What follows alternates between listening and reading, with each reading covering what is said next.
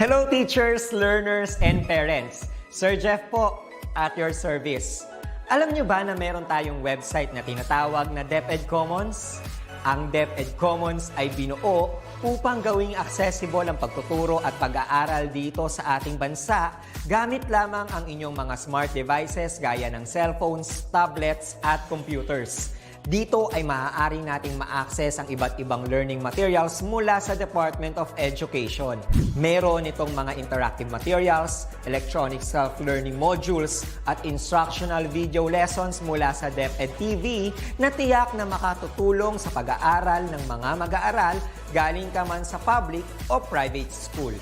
Walang problema dahil welcome ang lahat dito. Para ito sa mga guro, magulang at mga mag-aaral mula sa kinder hanggang grade 12, alternative learning system o ALS, at pati na rin ang special education.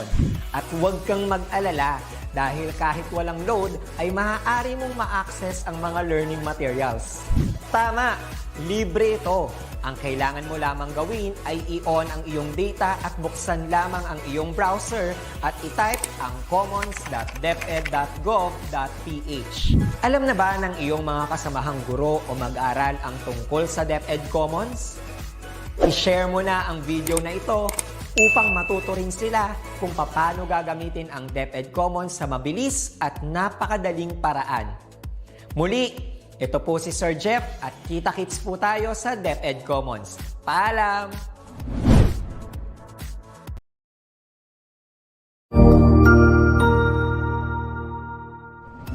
Magandang araw! Sir Wilbur po, at your service.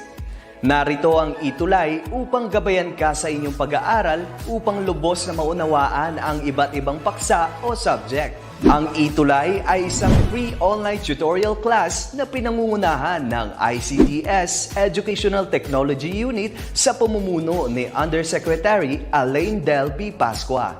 Ang programang ito ay hindi lamang para sa mga bata, kundi ito rin ay magsisilbing gabay sa mga magulang at mga guro kung paano nila ituturo o gagabayan sa bawat asignatura ang kanilang mga anak o mga estudyante. Sa kasalukuyan, ang self-learning module mula sa rehiyon ng Calabarzon at kilala sa tawag na Pivot ang ginagamit sa ating ETUlay online class. Kaya ano pang hinihintay ninyo? Ihanda na ang inyong mga ballpen o lapis, papel o kwaderno at samahan kaming itulay ang pagkatuto para sa bawat batang Pilipino. Sama-sama tayong magtutulungan para malampasan ang mga hamon sa panahong ito. Halina't matuto kasama ang inyong online tutor sa oras na ito.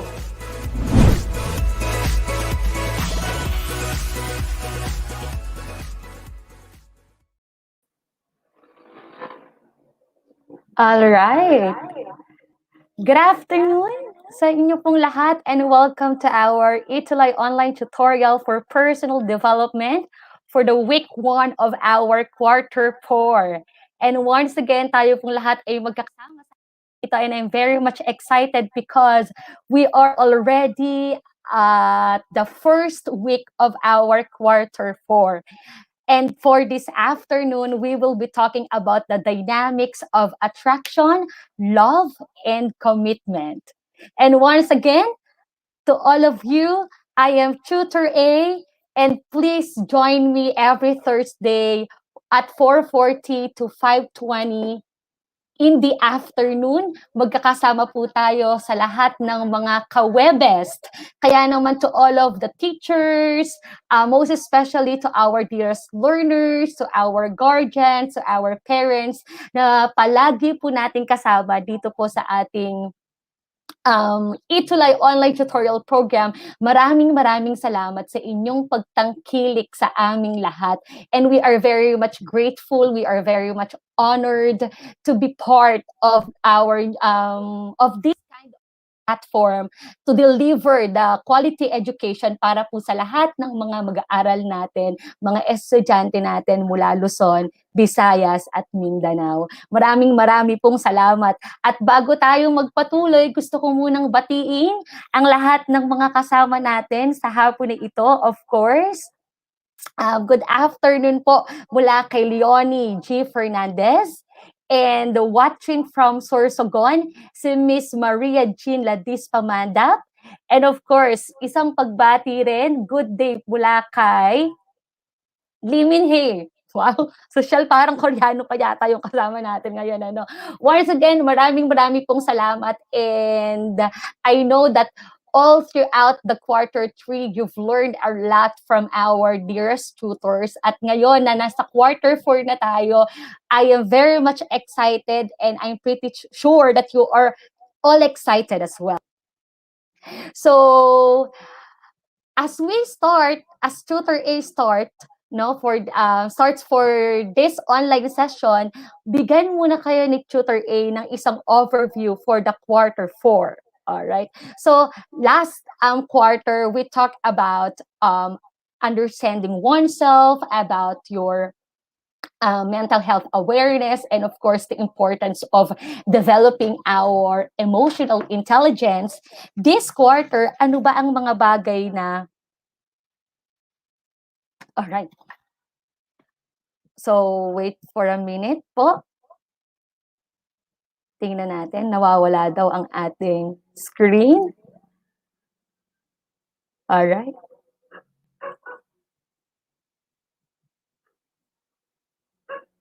Okay. Ayan, kita na po ba ang ating screen? Marami pong salamat. Because my dearest Perd learners, and to all of our teachers and guardians, kasama po natin ang ating mga Edtech specialists. Of course, andyan sila Tutor Match, andyan sila Tutor Apple. Ayan, marami pong salamat. Okay na po ba? Naku, hindi. Nagkakaroon talaga ng technical problem. Naku, close. Pasensya na po, right? Nakabahan pa yata si Tutor A. Okay, ayan. Alright. Okay na po? Smile lang po tayo. Alright. And of course, kasama rin pala natin dito si Sir Raymond. Ayan, shout out sa inyo po, sa lahat po ng mga Edtech specialist natin. Good afternoon po sa inyo lahat backstage. And once again, sa lahat po ng mga this afternoon. All right, so let's proceed. So let me give you about the overview. Naku, medyo mali pa ating spelling ni Tutor, overview of the Q4, what we will be talking about for the rest of this quarter. So I'm so excited about talking about building and maintaining relationships. I know that most of you will relate to these topics or to these online sessions. And of course, at the same time, we will be talking about social influences, right? And lastly, since you are senior high school students, we will be talking about different concepts about career development that I believe you will be needing when the time comes that you will decide on the career path that you will pursue. So, dapat ngayon pa lang may Perd of learners, and to all of our senior high school students, you are able to draw, no? And you are able to foresee kung ano man yung future ninyo or ano bang career path na ipopursue ninyo later on. So these are the things that we will be talking about for Q4. And once more, I'm very much excited. Kaya naman, wag na wag kayong mawawala. Just tune it sa ating ETUlay online tutorial sa PerDev every Thursday, 4:40 to 5:20. So as we start, let Tutor A give you a pre-activity, and it's all about identifying whether the following statements are true or false. So you will just simply type the word or letter T. You will just comment down below. Letter T if the statement is true, and letter F if the statement is false. Now the question, are you ready? Ready na tayo? Okay, so let's begin with item number 1. So let me read. Attraction is a force that people. Is it true or false? True or false? If your answer is, tingnan muna natin kung yung may mga sumasagot sa ating pre-activity. At bigandaan din natin yung pagbati mula kay watching from Tanjay City, Negros Occidental, from Miss Leonie G. Fernandez, and watching from San Ricardo National High School, si Glidel Alcantara, watching from Lagulayan National High School, Amalia Marcelo, and watching from San Ricardo National High School, grade 11 Diamond, Katel Cabanlong. So if your answer for item number 1 is true, just like what Miss Aimee Lim Manalang answered, you are correct. So for item number 2, affection is one of human beings' greatest emotions. Is it a true or false? Again, write comment letter T if it's true and comment letter F if it's false. So if your answer is true, you are correct. Amazing. My friend of learners. For the third item, infatuation is love with engagement or intimacy. Is it a true or false? What is your answer? Nako, ang daming sumasagot sa atin, no?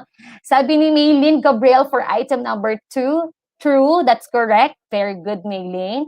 And for Joseph Pascual, true, amazing. What about for item number 3? What is your answer? Is it true or false? If your answer is false, that is correct. Ano nga ba ang infatuation? Later on, makikita natin or maiintindihan natin. Let's proceed to the fourth and fifth item. For the fourth item, people differ in what they consider attractive. It's true or false? Do we have different perceptions or different perceptions about attraction or about someone who is attractive? So sabi ni Katel Cabanlong for number 4, true. You are correct, Katel. Amazing. And for the last item, relationship is a one-way traffic. All right. Is it true or false? What is your answer? Okay. So if your answer is false, you are correct. Bakit kaya? So later on, we will understand what do we mean by all of these things. So for those who got a perfect score, you are all amazing. For those who didn't, it's okay. Pag-usapan natin ang lahat ng iyan. So for our week 1 quarter for personal development, let me first establish our objective for this afternoon's online tutorial. So the first one is to understand the concept of personal relationships, right? Second one is express ways of showing attraction, love, and commitment. And the last one is value the importance of becoming responsible in a relationship. So those are the things that we would like to target for this afternoon. And the question is, PERDEF learners, are you ready? If you are ready, make it sure that you have with you your PERDEF starter pack kit. That consists of your pen and paper and of course your module for this afternoon. Marami pong salamat, Region 4A Calabarzon, for allowing us to use your module this afternoon. And to all of our PERDEF learners, girls, do not forget to flex out your favorite lip tint with your beautiful smile. And to all the boys, do not forget to flex out your cool hairstyle with your nice hair wax. And at the end of the day, do not forget to bring with you your heart, because Aristotle said, educating the mind without educating the heart is no education at all. For this afternoon, let's talk about the dynamics of attraction, love, and commitment. So one of the milestones of our development, my PERDEF learners as an individual, is the stage when we learn to connect with other people and build relationships with them. And that is very true, right? So as we progress, as we develop ourselves, we learn to connect with other people, we learn to broaden our social sphere. And that's how we start to establish different relationships. And basically, we have this what we call personal relationships. So when we say personal relationship, it refers to the relation or connection between or among people formed by emotional bonds and interaction. So different forms of this what we call personal relationships that we get to establish, we get to build as we progress as adolescents, as we progress as as individuals. So we have these three forms of personal relationship, which are family, friends, romantic partnerships. So basically, it's really our family, right? So we learn to connect with other people because we are able to learn it on how we connect with the members of our family. So family is really the first thing, first of first, right? And of course, you also have your friends. Kaya nga, di ba, minsan, the reality may part of learners, you get to build deeper relationship and stronger relationship with your friends compared with your family. Tama ba ako? Sino yon? Sino yung ganon? Mas nakikita niya na mas nagiging ka-close pa niya what to call this, kanyang mga kaibigan kumpara doon sa kanyang family members. And of course, dito din papasok yung tinatawag natin na romantic partnerships wherein you commit. Naku, medyo sensitive, medyo ano to, no? You commit with relationships with other people into this what we call boyfriend and girlfriend thingy. All right. So, andyan pa ba kayo, mga Perd of learners? So, as we develop these three forms of personal relationship, we can also identify this what we call level of attachment with these three. So, pag-usapan natin if what are those level of attachment. The first one is this what we call privacy and intimacy.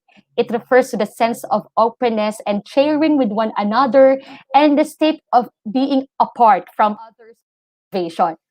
O, di ba, lalo na sa school, lalo na yung mga magjowa dyan. Di ba? Minsan, sinasabihan kayo ng teachers ninyo, sinasabihan kayo ng mga kaklase ninyo na parang meron kayong sariling mundo, you are very much private, and you are building your own world or your own wall with one another. But then, of course, if this privacy and intimacy will reach beyond its limit, be careful because it would lead you to more serious consequences. That is why you just have to learn that being intimate with other people will just let you to develop deeper relationship, most especially with your friends, just like sharing your secrets, right? 'Di ba may mga pagkakataon na mas nakakapagsabi ka ng mga sekreto mo sa mga kaibigan mo kumpara sa pamilya mo, pero marami din naman sa atin na family that we grew up na talagang open tayo sa lahat ng mga struggles natin sa ating pamilya. So that would be better I believe. So that is the first level of attachment that we call as privacy and intimacy. The second one is this what we call impersonal relationship that portrays commitment and connection to a group of people or on an organization like a club or company business and the like. All right. So impersonal relationship refers to your commitment, your relationship with other people. So, for example, you serve as the president of the Supreme Student Government in your campus. What else? You serve as sangguniang kabataan in your barangay, and we may also use the example like you're hosting an event. So your relationship with those people are not that kind of intimate, but then you build commitment and connection with them as part of a group. All right. And the last one, which we will be focusing on later on, okay, is the attraction, which refers to a fond or tender interest or appeal towards someone. It also means you like and desire a person. Hello, may Word of learners. Tingnan ko nga kung sino yung mga nakaka-relate sa atin sa mga comments. Okay. So may mga bumabati po sa atin watching from San Ricardo National High School. Si Mary Joy na ating amazing student last week. And of course, from Sagin Integrated School, we are with Jamie Fabian. All right. So attraction is very much mabilis na lang sa panahon ngayon. We get attracted with other people, most especially if that person is wearing such very appealing OOTD. Anong ibig sabihin ng outfit of the day? Lalo na kung halimbawang ang tao na iyon ay talaga namang pwedeng we have our different preference on how we get attracted to someone, right? But then it really happens most especially nowadays that you teenagers, young people get easily attracted with the others or with the opposite sex dahil sa kanyang pananamit, dahil sa kanyang itsura, or pwede rin naman sa kanyang personality, right? But then as we proceed, ano nga ba yung mga unacceptable and acceptable expressions of attraction? Why do we need to learn these unacceptable and acceptable expressions of attraction? Why? Because if we will not identify or understand these unacceptable and acceptable expressions, we might be leading to ourselves to wrong circumstances or undesirable circumstances. Are you getting what I'd like to point out, right? Di ba ang lahat ng bagay ay nagsisimula sa attraction, at if you will be misled by this attraction, later on you will get broken-hearted, right? Pwedeng napaasa ka, or later on friend zone ka. So it's very important that as young people, as teenagers, to learn how you responsibly express your attraction towards the other person. And we call that as unacceptable and acceptable expressions of attraction. So let's begin with the acceptable expressions. And first in the list is this what we call be inspired and not distracted. Hello? Diba? Let the attraction you feel someone be your inspiration to do things with remarkable results. Tama ba? So, if you are attracted with the other person, gamitin mo siya bilang inspirasyon para mag-aral kang mabuti, para magsagot ka ng module, at para hindi ka ma-distract. Dahil commonly, sa mga kabataan ngayon, kapag ka nai-inlove na, na-attract na sa mga klase nila or sa ibang tao, anong nangyayari? The tendency, napapabayaan ng pag-aaral. Bakit? Kasi napupuyat nakaka-video call. Hello, di na nakakapag-focus sa mga exam. So instead of becoming distracted because you get attracted with the other person, be inspired. Be inspired. So the second one is do not wear your heart on sleeve. Anong ibig sabihin nito? Huwag ka namang masyadong pa-obvious. I believe na napakahalaga pa din ay uphold natin ang values natin bilang dalagang Pilipina. Tama ba ako? At binatang Pilipino. Am I right? Kasi ngayon, okay, hello excuse me marami ang mga napapasagot lang sa chat messaging, isang linggo lang nagka-chat, isang linggo lang nagka-video call, na in love na, sila na agad, attracted na agad. So we cannot say that it's really love. Pwedeng ito yung tinatawag natin na infatuation lang naman pala. So, Tutor A advises you to don't be so obvious. Control your emotions. Manage your emotions. Do not show any outward actions that might lead the other person to wrong assumptions. Okay? And it's still better to think slowly. Hello? Hinihinay lang. Slowly and carefully. So, events will not hit you so badly. All right. And the third one is show genuine interest. Okay, nako. What do we mean by showing your genuine interest? It means that you have to be sure that you have the purest intention to win the person and not just to play with his or her feelings. Nako, sino dito yung napaglaruan lang? Sino dito yung pinuyat lang? Sino dito yung napaasa lang? Kaya nga ang advice ni Tutor A, huwag pupuyatin kung hindi naman jojowain. At huwag mong i-entertain kung paaasahin mo lang din. Hello? Okay. Tama ba? Tama ba, no? So, make it sure that you have to show your genuine interest to win the other person. Dahil kung talagang mahal mo at kung talagang gusto mo siya, you will pursue him, right? So, the thing is, you have to show your genuine interest to the person. If not, kung wala ka naman talagang magandang intention, you better excel in numbers, science, and language. That is the best advice I could give you. So let's proceed now to the unacceptable expressions, and we call the first one as cheating. Hello? Nako, this is very wrong in any kind of relationships, no? Kahit sa pamilya, kahit sa kaibigan, and most especially in a romantic relationship. Huwag kang mag-cheat. Huwag kang manloloko ng iyong partner. Pero I really suggest, no? Mamaya na lang. Alright. So, in this world full of hindi mo kontento sa isa, sabi ni Tutor A, be the one that upholds this. Ikaw lang, sapat na. Bakit titingin pa sa iba? Right? Di ba? In this world na punong-puno ng mga loloko. Wow.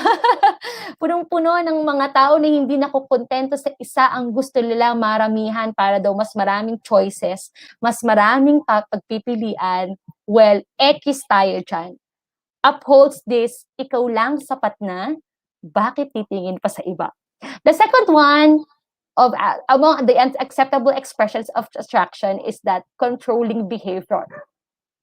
What do you mean by that? Lahat na lang ng kilos mo kino-control ng iyong partner, lahat na lang ng kilos ng isusuot mo, ng pupuntahan mo, ng gagawin mo kino-control ng ibang tao.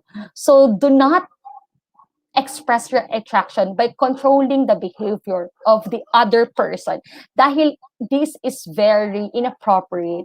This is very undesirable sa isang relationship. And I believe that a relationship will never grow if you would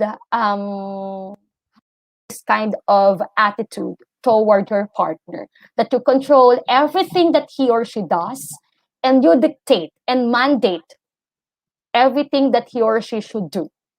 And the last one is discontent with the past. Move on na. All right? When you express attraction with other person and you commit yourself with him or her, never ever look after his or her past, right? So mag-move on na tayo. Okay. So those are the unacceptable expressions and acceptable expressions of attraction. But then Tutor A would suggest, all right, that as young people, as teenagers, it's very important that you honor your season. I believe that everything has a perfect time. Everything has a perfect season. And for you as teenagers, as students, is your season to study. So kung ito yung season mo para mag-aral, better na mag-focus ka sa pag-aaral mo. Better na you use your time, your effort sa pag-aaral mo para sa mga pangarap mo. Because if you will use this season to a wrong agendum, no? Pwedeng masayang yung panahon at pwedeng masayang yung pagiging kabataan mo. So, bilang mga kabataan, bilang mga estudyante, I suggest, no? Tutor A would like to suggest na mag-focus sa pag-aaral at ang pag-ibig ay nakakapag-antay sa tamang panahon. And when we'll get to the season of falling in love with other person, pinakamahalagang bagay na matutunan natin, itong tinatawag natin na 5 love languages by Dr. Gary Chapman's.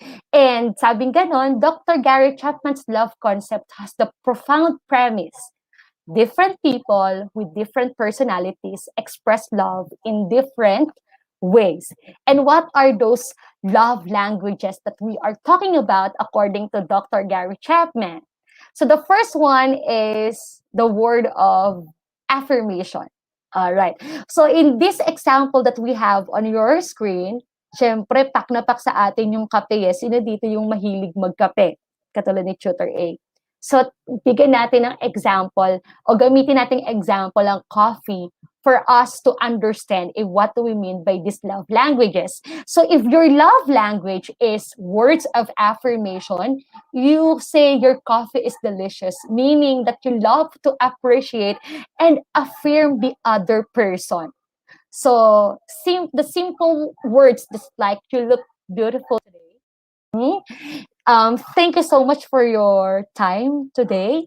No, you would love to appreciate the person. You would love to say good things, okay, and affirm him or her every day. So that is one of the love languages. All right. The second one is the acts of service. And for example, I made you coffee. So these love languages, you express your love to other person by giving an assistance, by giving your hand or helping hand to other person. So that is your love language. Tinutulungan mo siya sa lahat ng mga bagay na ginagawa niya. So instead of ma-I love you ka, katulad ng words of affirmation or ma-I miss you ka, you express your love through your actions rather than words. All right. The third one is receiving gifts.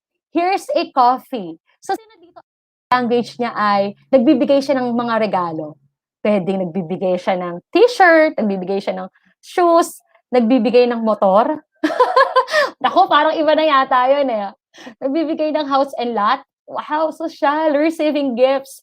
So, you express your love by giving the other person with a certain gift that could either be something that he or she really loves to, katulad ng libro, pwede yan, no? And etc. etc. The fourth one is quality time. Anong example? Let's go get a coffee. So you express your love to other person by spending a quality time, meaning you won't use your phone, you won't think of your deliverables, at naka-focus ka lang, okay, doon sa taong mahal mo and with the time you are spending together with him or with her. And the last one is the physical touch. Let me hold you like a coffee. Wow.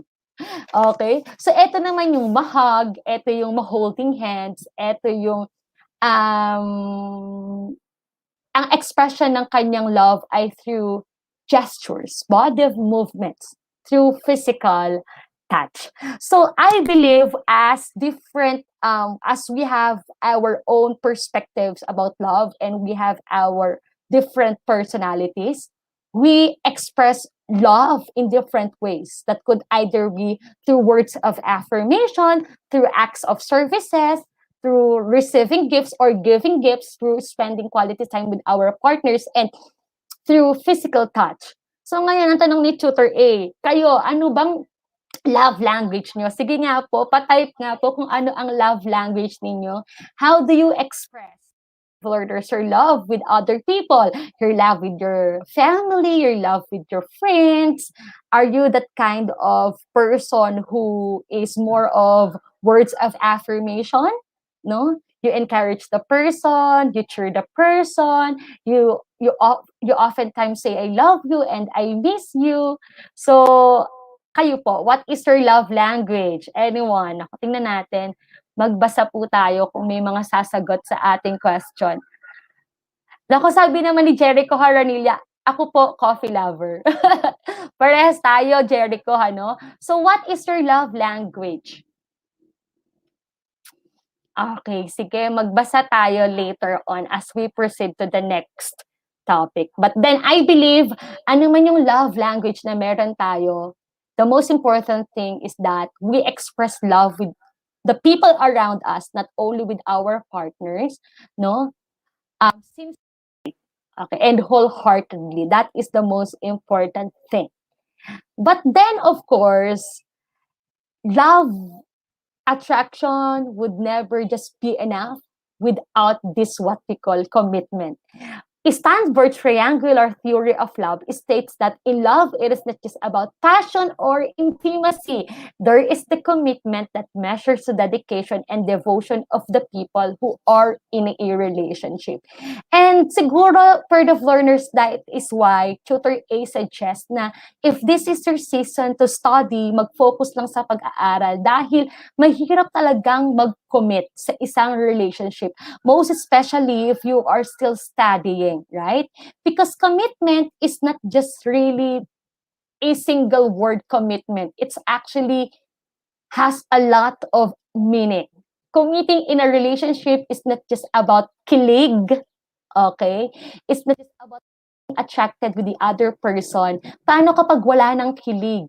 Paano kapag wala ng spark, no? Would you still continue to love that person? But if you have this what we call commitment, which refers to your will and decision to stay together in a relationship, therefore, you could really become you would really become responsible, no? Responsible in your relationship, because commitment is not about kilig or spark in a relationship. It's not about attraction, but it's about your willpower. It's about your decision to stay together in a relationship kahit wala na ang kilig, kahit wala na ang attraction, right? Because from time to time, nawawala talaga ang lahat ng mga bagay na ito. But if you truly love the person, you will commit yourself na until the end of time. Sabi nga ganon, for richer and for poorer, in sickness and in health, no? Till death do us part, tayo lang. Tayo lang forever. Wow. That is why, di ba nakakamangha yung ating mga lolo at lola na even they get to to keep the relationship for a very long time, andun pa din yung pagmamahalan. Right? Kaya nakaka-amaze at nakakahanga yung mga lolo at lola natin na napanatili ang pagmamahal at magandang samahan sa mahabang panahon. But I believe na matututunan natin ang lahat ng mga bagay na yan if our love is really pure, if our love is really true. But of course, kailangan muna nating malaman how to become responsible in a relationship. So we have 5, and the first one is keep mutual respect, right? Sabi nga, respect begets respect. So I believe na ang pinaka-sikreto at pinakamahal dito ay ang respeto sa isa't isa. We have to respect one another. Na even though parang, di ba, for example, in a family na kahit na magkaka-close na kayo, of course, or magkakadugo man kayo, maipakita pa rin ang respeto, lalo tigit sa lahat sa ating mga magulang. Okay? So we have to respect them as our parents. And same with our friends. We have to respect our friends because I believe this is the foundation of a relationship. Respecting one another. You respect the privacy of the other person. You respect his or her decision, right? You respect his or her choices in life. So that is the most important thing. Spend quality time, of course, dahil I personally believe then per the learners that if you really love someone, you must spend time with him or her. Dahil maganda daw na expression ng pagmamahal ay ang oras.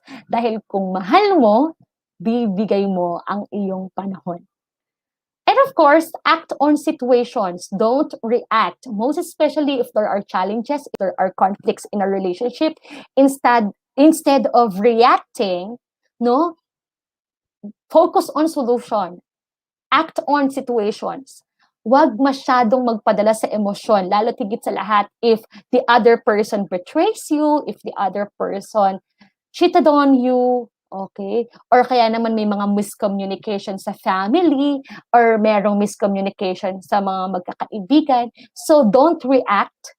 Just act on situation by identifying the problem or the conflict or the challenge and resolve them. The fourth one is communicate love. Yeah, it's very important that we learn to communicate love most of the time, no? to one another. At pinag-usapan natin yung 5 love languages on how we could express love. So, make it sure for you to become responsible in a relationship, communicate love from as in every day. Because di ba sabi nga nilang ganun, ay hindi natin alam kung kailan natin makakasama yung mga tao na nakapaligid sa atin, most especially yung mga taong mahalaga sa atin. So, why don't we communicate love to them every single day? And the last one, of course, is be honest. Tama, sa isang relasyon, napakahalaga na maging matapat. Maging matapat sa magulang, maging matapat sa kaibigan, maging matapat sa iyong kapartner. Because kung ikaw ay magiging matapat ang isang relasyon na matapat, no? Sabi nga ganon, ang pagsasabi ng tapat ay pagsasama ng maluwat. Anong ibig sabihin nun? Because in honesty, nabubuo ang tiwala. So if you are honest with one another, therefore, nyo ang isa't isa. And furthermore, to give you the basic rights in a relationship according to per the Reader 2016 edition, here are 5 or out of 10 basic rights in a relationship that I would like to share with you. And they are the right to emotional support. It's very important that we encourage the person who are with us in a relationship by supporting them emotionally. Tama? And of course, the right to have your own point of view, even if this differs from your partners. All right. So, even though na kayo ay magpartner na, even though na matagal na kayong magkaibigan, even though na kayo ay magkakapamilya, you still have your own point of view. So, do not, huwag mong ipilit sa isang tao kung ano man yung paniniwala mo na magkamukha kayo. Because at the end of the day, meron pa din kayong pagkakaiba, just like your perception on things. The right to have your feelings and experiences acknowledged as real, nababalidate yung ating mga emosyon, nababalidate yung ating mga karanasan, na hindi siya basta nababaliwala ng ating kasama sa relationship. The right to live free from accusation and blame. And of course, that's very great na sa isang relasyon ay hindi tayo nabubuhay sa mga duda, hindi tayo nabubuhay sa pagsisisi, at hindi tayo nabubuhay sa mga maling pag-aakusa. Dahil imagine a relationship full of accusations, full of blaming. Nako, would it grow? I believe it's not. And lastly is the right to be respectfully asked rather than ordered, right? So, nagre-request pa din tayo, and I think that is one thing that we have to keep in a relationship, that we respectfully ask someone. Nakikisuyo pa rin tayo, nagre-request pa din tayo on something, at hindi order o nag-uutos lang. So these are some of the basic rights in a relationship, and I hope this would help you to take care of your relationship, whether this relationship is with your family members, with your friends, and with your partner.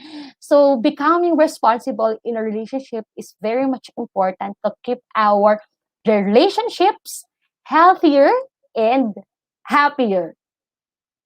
So with that, my part of learners, let me give you the tutor assessment for this afternoon. So you will just simply evaluate whether the following statements contribute to building and maintaining good relationships. And you will just type thumbs up if it is a yes, and thumbs down if it is a no. Are you ready? So let's do this. So tingnan lang natin, ano? So let's begin with parent-child relationship. For number 1, is it a thumbs up or thumbs down? Remember that you are loved for whoever you become. What is your answer? Watching from Agusan del Sur, the vision of Agusan del Sur, Prechi Ann. Good afternoon po sa inyo. Alright, kasama na natin si Harlene Valero Ignacio. Alright, so what is your answer? Thumbs up or thumbs down? So if your answer is thumbs up, that is correct. Item number 2, if you don't succeed, you will not get what you want from us. Is it a thumbs up or thumbs down? Item number 2. All right, so sabi ni Kate Cabanlong for item 1, thumbs up, correct. What about in item number 2? It is thumbs down, right? Diba? Number 3, you are such a big dismay to this family. You are a big dismay. Thumbs up or thumbs down? What is your answer? All right. So if your thumbs down, you are correct. What about in item number 4? Thank you so much for trying to make us proud. Oh, di ba? Sarap naman ito. Thumbs up or thumbs down? What is your answer? Okay, so if your answer is thumbs up, you are correct. And the last item, sorry if I have disappointed you. Thumbs up or thumbs down? Nagsasorry kapag nadi-disappoint mo yung anak mo or nadi-disappoint mo yung magulang mo. That is thumbs up. Very good. So I believe that you answer very well, right? Hindi man ito perfect, but then it's okay. But then it's very important for us to develop good relationships with our family members, most especially with our parents and with our siblings. So what about in friendship? Number 6, always remember that no matter what happens, we will always have each other's side. Or thumbs down. Wow. Alright, thank you so much po sa mga sumasagot katulad din ng Rona Luzande, sila Fretchy Ann, sila Jericho Haranilia, sila Glidel Alcantara, okay? Sila Rona Dumaplin Luzande. Okay, thumbs up. You are correct, Kaitel. The next 7, sorry, I didn't mean what I said. Is it thumbs up or thumbs down? Lalo na kapag halimbawa, kausap mo yung kaibigan mo, meron ka nasabi na naka-offend sa kanya, and you say sorry because you didn't mean that way, what is your answer?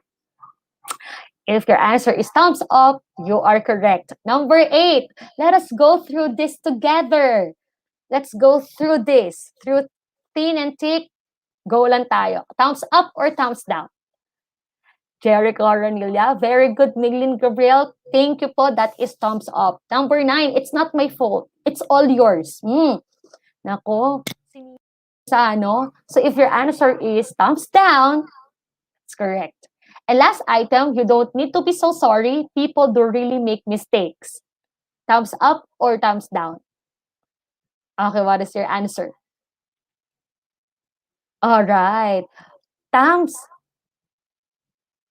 Okay, thumbs up tayo. Of course, lahat naman talaga tayo nagkakamali. Pero of course, let's say sorry with other people if we commit mistake dahil wala namang masama sa pagsasabi ng sorry. So I hope that you will take care of your relationship with your friends. What about in a couple? Okay. Number 11, you know I'm good at this, so let me handle this. Thumbs up or thumbs down? Okay, parang sinarili lang niya, no, yung action or sinarili lang niya yung problem. So it's better to work on things together. That is why it's thumbs down. Number 12, let us trust each other and do what we have to do. All right, the answer is thumbs up. Okay, nako. All right, item number 13. You have exhausted yourself, honey. Wow, ang endearment pala nito, honey. Take a rest for a while. For number 13, thumbs up or thumbs down? What is your answer? All right. So it's thumbs up. All right. That is what we call kanina the right to emotional support. Number 14, you have to thank me for I have always saved you from your mess. Nako, parang may panunumbat, ano, for the learners. Okay. Parang ang sakit naman, I have always saved you from your mess. Pasalamatan mo ko. Sinagip na naman kita sa lahat ng mga kapalpakan mo. That is thumbs down, right? Because you can say it in a better way, no? And for the last item, sorry for my imperfections and thank you for accepting them with all your heart. Thumbs up or thumbs down? The correct answer is, what is your answer? All right. Thank you, Kaitel, for your answer for item number 14. It's thumbs up. All right. So if we really love the other person, if we really love one another, we will accept him or her for who he is or for who she is. And there you go. I hope that you will become more responsible in taking care of your relationship with other people. Just remember the unacceptable and acceptable expressions of attraction, and do not forget to communicate love with one another, most especially with your loved ones through the 5 love languages, and always commit in a relationship when we say commitment, it is your will and decision to stay with one another through thin and thick, through ups and downs. That is why, as Tutor A ends for this afternoon, let me give you the hashtag A shout out for in 1 John chapter 3, verse 18, and this is one of my favorite Bible verses that tells us, "Dear children, let us not love with words or speech, but with actions and in truth." Dahil naniniwala ako that if we really love someone, we would find ways to express it to him or to her. So kung mahal natin ang ating pamilya, ang ating mga kaibigan, and ang ating partner, let us express our love to them every day, sa lahat ng oras at sa lahat ng pagkakataon ng buong katotohanan. Siyempre, ang pagmamahal ay puro, ang pagmamahal ay dapat hindi nagsisinungaling. Dahil I believe na kung meron mang pinaka-powerful na pakiramdam sa buong mundo, it is love. So I hope, my further learners, that you learn a lot for this afternoon sa ating further online tutorial session. If you have any feedback, comments, or suggestions, you may personally contact these following social media accounts that I have on your screen. And of course, for any suggestions and comments, you may also email edtech@deped.gov.ph. So once again, my Perdef learners, I hope you learn a lot for this afternoon, because up next is Tutor Anna for Introduction to World Religions and Belief System. Once again, I am your Tutor A, at laging tandaan, ikaw ang best tuwing Huwebes. Maraming salamat at paalam!